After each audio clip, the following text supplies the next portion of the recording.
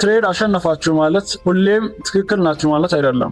እስቲ እነዚህ ሁለት የሴል ትሬዶች ልክ ያልሆኑበትና የመጨረሻው አንደኛው ብቻ ትክክለኛና ሃይ ፕሮባቢሊቲ ሴታፕ የያዘው እንዴት እንደሆነ ላሳያችሁ። ፕራይስ በአፕ ትሬንድ ውስጥ ነበር፣ ሃየር ሃዮችን ሲፈጥር ነበር፣ ከዛ ሪቨርሳል አሳየ።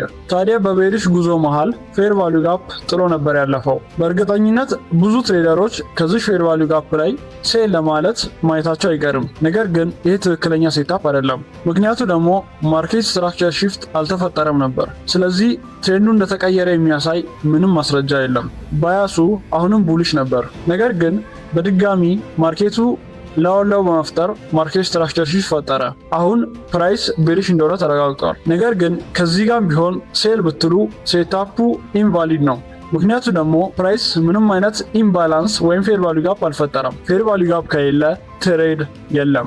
ከዚያም በድጋሚ ፕራይስ ላው ፈጠረ። አሁን ትክክለኛ የማርኬት ቤሪሽ ስትራክቸርን አግኝተነዋል። በዚህኛው ዙር ግን ለየት የሚያደርገው ምርጥና ግልጽ የሆነች ፌር ቫልዩ ጋፕም ፈጥሮልናል። ስለዚህ ሴል ለማለት ወደ እሱ እስኪመጣ እንጠብቃለን ማለት ነው። ፕራይስ ወደ ፌር ቫልዩ ጋፑ ጋር ሲደርስ ሴል ሚል ትሬድ እንገባለን። ስቶፕ ሉዛችንን ከስዊንግ ሃይ በላይ ማድረግ እንችላለን። ታርጌታችንን ደግሞ በቀጣዩ የሊኩዊዲቲ ፑል ማለትም ላው ኦፍ ዘ ዴይ ላይ ማስቀመጥ እንችላለን። ስለዚህ ስማርት መኒ ማለት እያንዳንዱ እንቅስቃሴ ትሬድ ለማድረግ ማየት ሳይሆን ፕሮፊት ሊያስገኝልን የሚችለውን ሃይ ፕሮባቢሊቲ ያለው ሴታፕ ትሬድ ለማድረግ ማየት ነው። እነዚህ አይነት የፎሬክስን ጥልቅ ትምህርቶች ለማግኘት ፎሎ አድርጉን። የቴሌግራም ቻናላችንንም ተቀላቀሉ።